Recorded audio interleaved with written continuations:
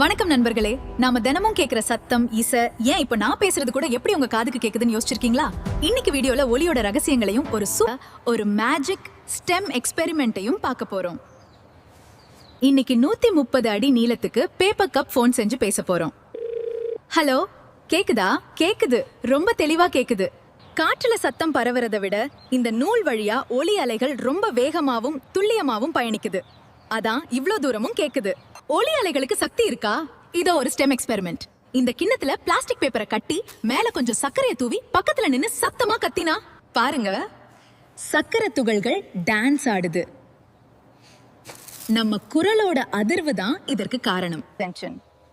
Using the secret of this very sound, our Tamils in ancient temples without any speakers created. They have made musical pillars out of mere stones that produce the sarigama music.